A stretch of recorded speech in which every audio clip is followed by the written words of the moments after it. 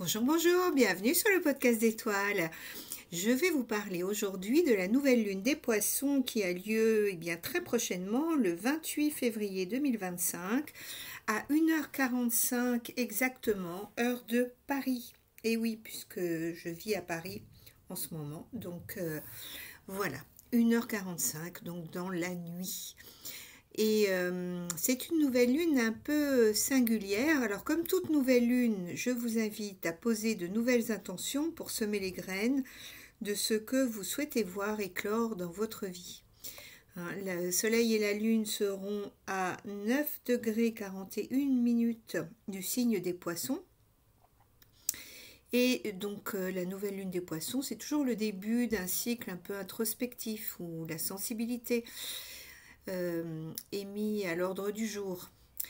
Et ce qui rend cette lunaison, cette nouvelle lune si particulière, c'est qu'il y a une concentration incroyable de planètes dans ce signe.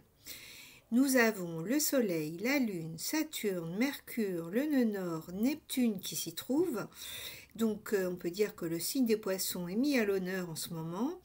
Et en plus, nous avons Mars qui est dans le signe du Cancer qui renforce cette dynamique d'eau, aquatique, et qui donc met en avant tout ce qui tourne autour de notre émotivité et de notre sensibilité. En effet, le signe du poisson, c'est un signe d'eau qui est qui amplifie notre réceptivité, notre émotivité, notre empathie aussi. Et donc là, cela nous parle quasiment que de ça. Donc c'est assez intense et ça peut se manifester de plusieurs manières.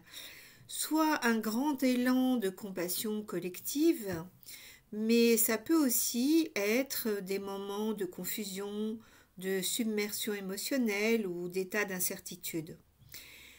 En tout cas, sur le plan concret, au niveau général, enfin au niveau mondial, ça peut se traduire par des événements climatiques marqués notamment par des inondations ou des précipitations intenses qui pourraient refléter justement cette surcharge énergétique.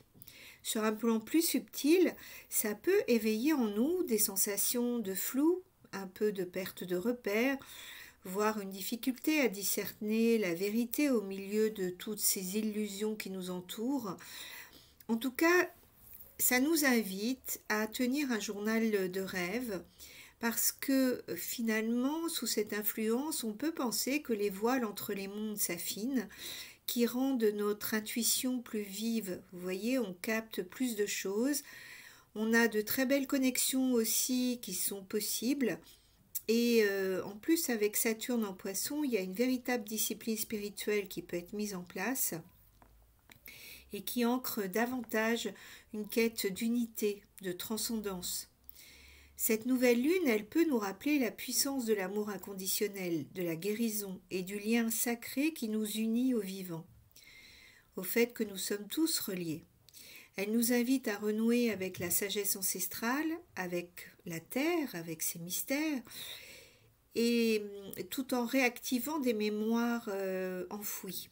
Donc c'est un moment important. Si vous pratiquez la méditation, c'est plus que jamais le moment de le faire et d'être à l'écoute. C'est un signe qui pardon, je trouve pas le mot, qui pousse à écouter. Voilà. Alors il y a un élément particulièrement marquant, c'est la conjonction qui est encore très active entre Neptune et le nœud Nord. J'ai écrit, je crois, je suis sûre, même un article à ce sujet, que je vous invite à écouter et à lire, qui influence vraiment notre trajectoire d'âme pour les 18 mois à venir jusqu'en juillet 2026. Et cette conjonction, elle renforce notre connexion au sacré et à l'essence même du divin et nous insiste à nous délester des voiles qui nous séparaient d'une conscience plus grande, plus vaste. Et en même temps, il s'agit d'être attentif parce que le nœud nord est toujours avide. Et donc, un nœud nord en Poisson conjoint à Neptune, c'est une avidité d'illusion, de transcendance. Et donc,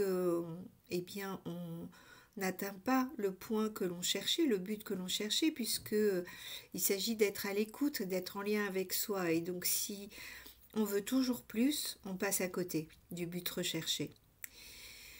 Toujours est-il que c'est un temps très propice pour écouter notre monde intérieur, pour affiner nos perceptions, pour accueillir les messages subtils qui émergent, et pour nous interroger, quels rêves souhaitons-nous nourrir, quelle intention désirons-nous poser dans cette mer d'opportunités encore invisibles, mais prête à prendre forme.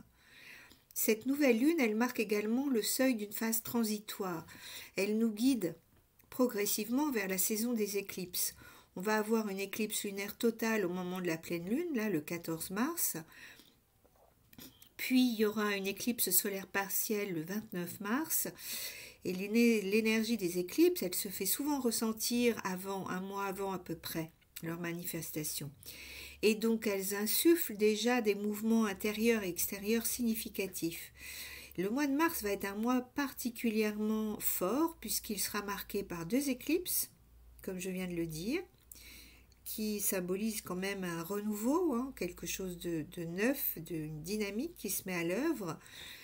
Et on approfondira cela au fur et à mesure des prochaines nouvelles et pleines lunes.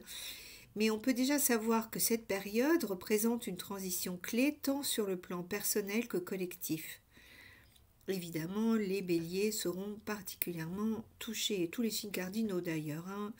Donc les signes cardinaux, c'est bélier, balance, capricorne, cancer. L'énergie des éclipses, elle agit comme un accélérateur de conscience. Elle met en lumière des situations qui nécessitent un changement immédiat. Donc on peut ressentir un sentiment d'urgence, une nécessité d'adaptation rapide, voire une redéfinition complète de nos priorités. Et puis dans cette nouvelle lune en Poisson, nous avons aussi Vénus qui est située à 10 degrés 45, c'est-à-dire qu'elle est à quelques minutes de son point de stationnement parce qu'elle se prépare à rétrograder. Elle rétrograde le 2 mars et ce qu'on peut dire c'est que tant que Vénus est en bélier, elle met l'accent sur les désirs personnels. Ça peut se traduire par une impulsion immédiate, je désire ceci ou cela, un désir de satisfaction qui oublie un peu la relation, la dynamique relationnelle. Avec la rétrogradation, on vit un moment, vous savez, où la rétrogradation c'est un mouvement qui n'existe pas en réalité, mais par rapport à nous, par rapport à la Terre, on a l'impression que cette planète rétrograde et que finalement elle reprend la marche des étoiles. Et donc en fait elle nous amène à voir notre ciel intérieur, à voir comment on fonctionne intérieurement.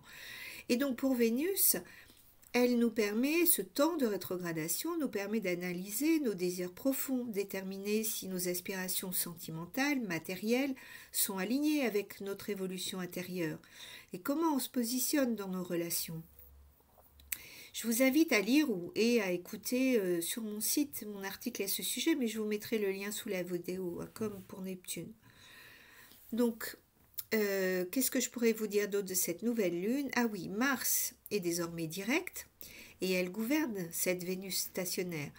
Et comment dire, cette influence dépasse le plan matériel, elle impacte nos perceptions, notre vision du monde et nos relations. Elle nous invite à examiner nos schémas relationnels et à comprendre les dynamiques sous-jacentes qui nous influencent.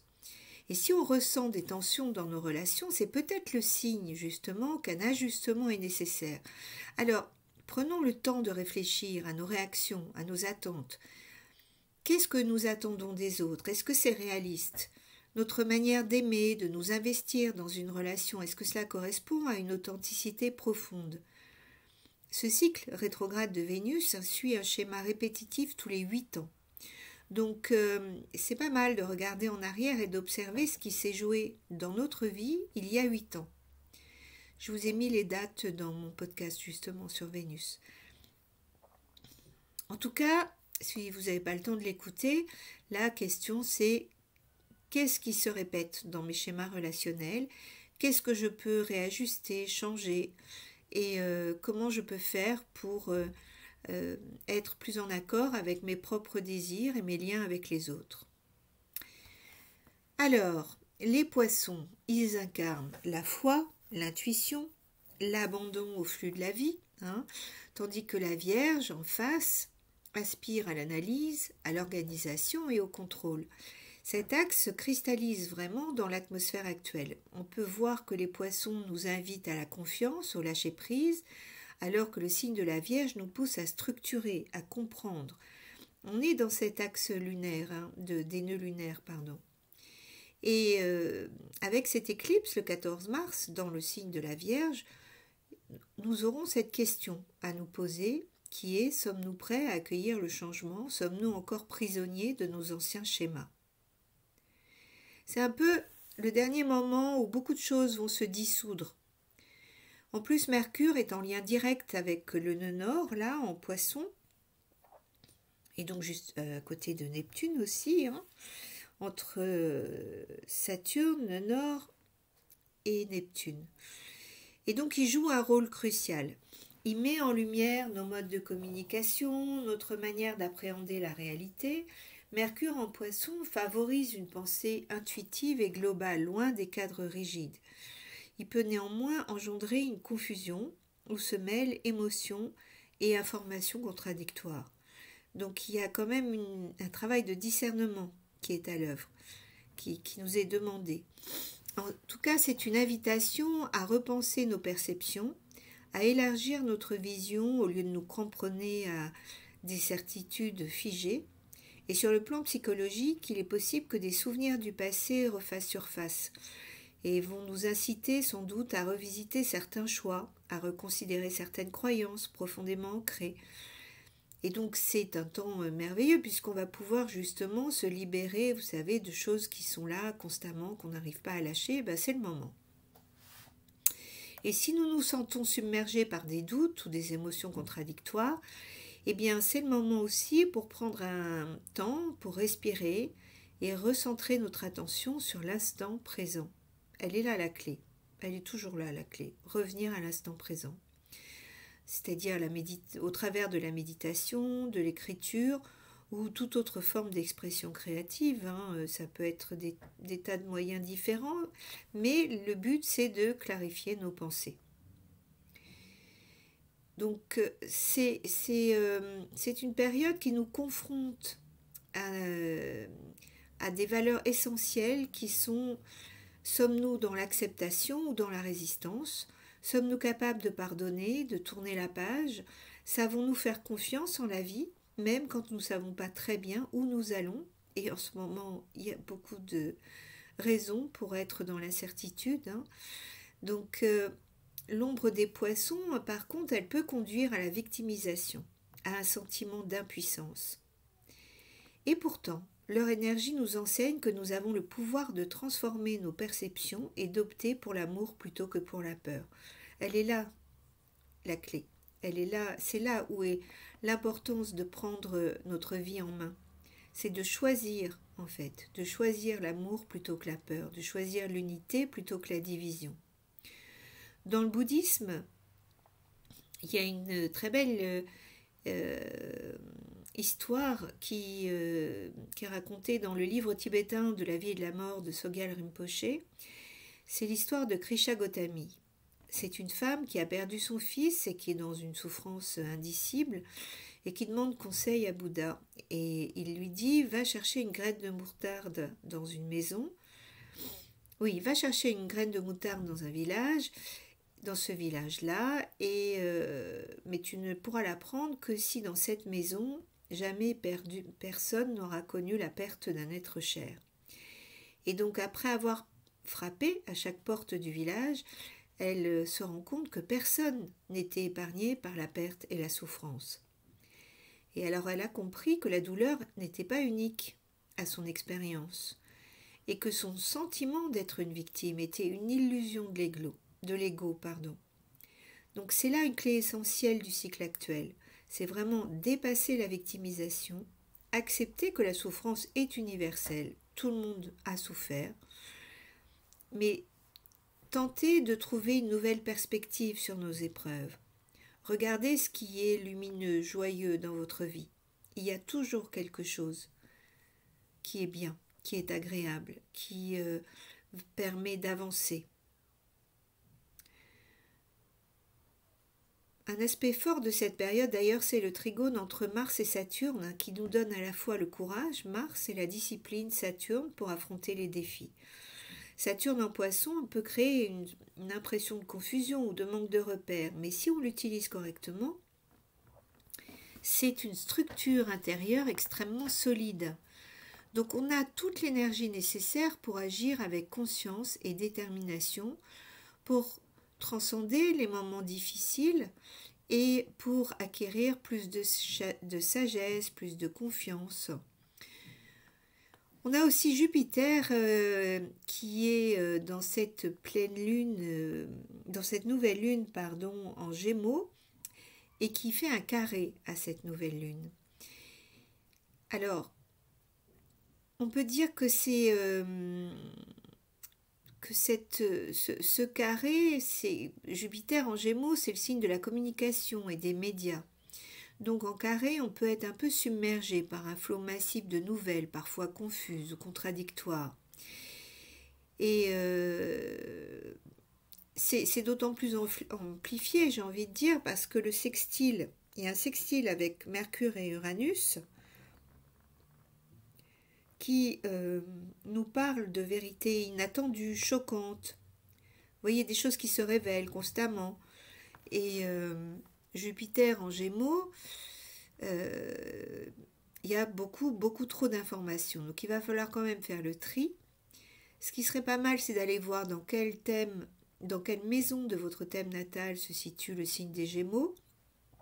Parce que là, pendant l'année, Jupiter va vraiment insuffler une dynamique d'expansion, de tout ce qui se passe par rapport justement à la communication, à s'ouvrir par rapport au changement et à pratiquer le discernement par rapport à toutes ces infos.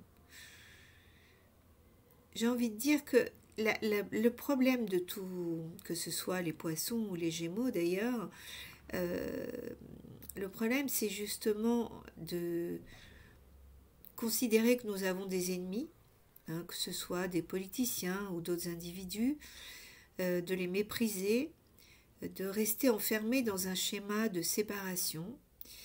Et cet état d'esprit finalement nous ferme le cœur, nous éloigne de l'amour véritable et de toute forme de spiritualité authentique. Je pense que la haine, le ressentiment, l'incapacité de pardonner sont des poids qui nous empêchent à une compréhension plus profonde et nous empêchent d'accéder, à une compréhension plus profonde. Donc il ne s'agit pas évidemment d'aimer notre ennemi, mais de nous libérer de cette haine, de ne pas être enfermé par ça et de retrouver la paix intérieure en fait. On vit dans une société qui nous dit quoi penser et finalement elle nous apprend plus à penser cette société. On nous dit qu'il faut aimer un tel, qu'il faut détester un tel. Il y a plein de propagande, de médias, de discours qui nous poussent constamment à prendre parti de manière binaire, j'ai envie de dire, de manière émotionnelle. Et puis si on ose remettre en question une version officielle, alors c'est le scandale. Si on ne déteste pas un ennemi désigné, alors on est un traître. Il y a tout de suite, il faut prendre parti, être d'un côté ou de l'autre. C'est une espèce de logique manichéenne qui est un peu... qui pourrait amener à une forme de folie collective. C'est un enfermement, en tout cas pour moi je le vis comme tel, dans des émotions toxiques qui alimentent véritablement la division et la peur. Et d'ailleurs c'est pour ça que les grands maîtres, si on pense même à Bouddha, au Christ, Moïse, ils nous ont tous mis en garde, c'est que l'important de transmuter nos émotions négatives, parce que c'est elles, ce sont ces émotions-là qui nous font obstacle à notre éveil, au fait d'être heureux et rayonnant dans notre vie. Vraiment, on est dans une période où l'information nous assaille de toutes parts, il y a trop de perspectives, trop d'avis contradictoires, et tout ça, ça peut nous épuiser si on si on est abreuvé de toutes ces infos. Et donc l'essentiel, c'est de se recentrer, surtout en ce moment. Je pense que c'est important de ne pas écouter trop les informations. Ça ne veut pas dire qu'il faut être indifférent, bien évidemment, mais on réagit, on est amené constamment à réagir par la peur, par l'anxiété, et donc petit à petit, notre fréquence, entre guillemets, baisse, on perd notre ajustement, notre alignement, et on peut sombrer dans un état d'incohérence émotionnelle. Donc ce mode de fonctionnement affaiblit notre santé mentale et nous éloigne de notre pouvoir personnel. Ça réduit notre capacité à nous aider nous et à aider les autres. Et donc on peut choisir une autre façon de faire. Et je vous invite à, dès le réveil, en fait, à nourrir l'état émotionnel qui va guider votre journée. Vous pouvez choisir l'amour, la joie, la gratitude, la compassion. Et en imprimant consciemment ces énergies en nous, on va émaner une vibration beaucoup plus cohérente qui va façonner notre réalité.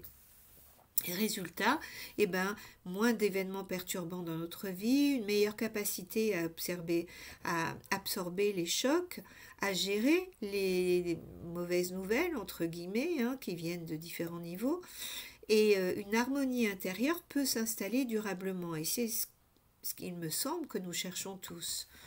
Donc, n'hésitons pas à méditer, à nous retrouver régulièrement. Il y a de nombreux groupes de méditation, je vous invite à les rejoindre, et pour offrir justement amour, guérison, réconfort à tous ceux qui traversent des épreuves difficiles, douloureuses, et de les voir revenir à un ressenti d'apaisement, de joie, d'abondance, et sans être nous-mêmes nourris par les peurs pour aider les autres à se libérer des peurs, vous voyez, pour en fait embrasser les solutions plutôt qu'être dans quelle horreur, que va-t-il se passer, ou alors c'est l'autre qui est méchant et c'est le méchant qu'on nous a désigné qu'il faut abattre parce que soi-disant ça va nous libérer, mais je n'y crois pas une seconde.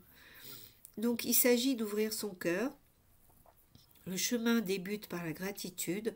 Remercier pour ce que nous avons, remercier pour, je sais pas, le ciel bleu, pour chaque chose qui nous rend la vie un peu plus belle, la joie d'avoir un toit, la joie d'avoir un ami, une amie, un enfant, une personne avec qui parler, l'échange d'un sourire. Et vous verrez au fur et à mesure, de toutes les façons, plus on dit merci, plus on voit à quel point on voit de plus en plus de choses à quoi dire merci. C'est assez étonnant. C'est comme si le cœur s'ouvrait de plus en plus. Et après, bien évidemment, viendra l'étape du pardon, puis cet espace, la découverte de cet espace de tranquillité à l'intérieur de nous. Et eh bien, on espère tous, évidemment, ensuite accéder à la sagesse. En tout cas, on est à un tournant et ça devient vraiment, vraiment, vraiment essentiel de s'élever au-dessus du chaos, comme un aigle qui observe le monde depuis les hauteurs. Et depuis ce point de vue, on peut maintenir notre alignement, embrasser une compréhension spirituelle plus vaste. C'est un mouvement profondément poissonien, si j'ose dire, qui est lié à la fin du cycle zodiacal. Surtout avec Neptune qui est au dernier degré des poissons, donc on est vraiment amené à transcender l'illusion, à nous détacher des turbulences du monde matériel pour incarner pleinement notre lumière intérieure. En fait, il ne faut jamais oublier que nous co-créons à chaque instant. Construire cette nouvelle terre ne repose pas sur des décisions extérieures, mais sur nos pensées et nos émotions qui en sont les fondations. Vous voyez ? Alors choisissons avec soin ce que nous alimentons. Plaçons notre conscience au-delà du tumulte. Ancrons-nous dans l'amour, la joie, la clarté. C'est comme ça que nous allons façonner un nouvel avenir. Eh bien, en conclusion, cette nouvelle lune en Poisson, en lien avec les éclipses à venir, nous rappelle que toute transformation débute par un changement intérieur. Et avec ce nombre exceptionnel de planètes dans ce signe, on est dans une phase de dissolution des anciens repères, où les illusions, les croyances limitantes, les attachements au passé peuvent être mis en lumière et être libérés, se dissoudre, vous voyez. Neptune, le maître des poissons, donc, est souligne l'aboutissement d'un processus collectif puisqu'il est au dernier degré du signe du zodiaque, du dernier signe du zodiaque. C'est la dernière fois que nous vivons une nouvelle lune en Poisson avec Neptune encore dans ce signe. Après, il passera en Bélier. Cette transition, elle annonce vraiment un changement profond. On va quitter une période marquée par la confusion, les voiles de l'illusion, pour entrer dans une ère beaucoup plus dynamique où l'action et l'initiative vont prendre le relais. Donc c'est un moment crucial que nous traversons et on doit apprendre vraiment. Je vous invite, je vous incite à travailler là-dessus, à transmuter nos émotions négatives.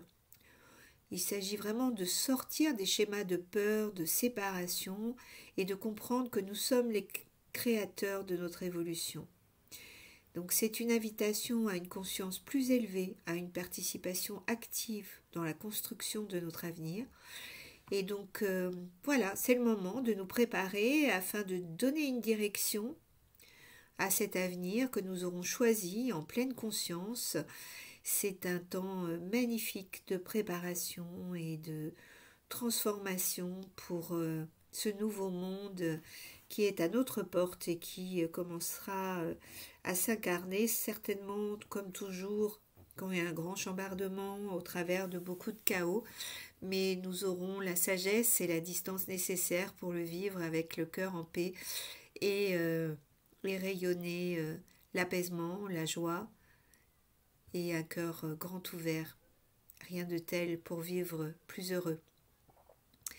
Voilà, je vous dis à tout bientôt si vous avez aimé ce podcast et je vous remercie de bien vouloir le commenter, le liker, vous abonner parce que c'est grâce à vous que cette chaîne existe et j'aurai grande joie à vous retrouver pour le prochain podcast et je vous dis à tout bientôt.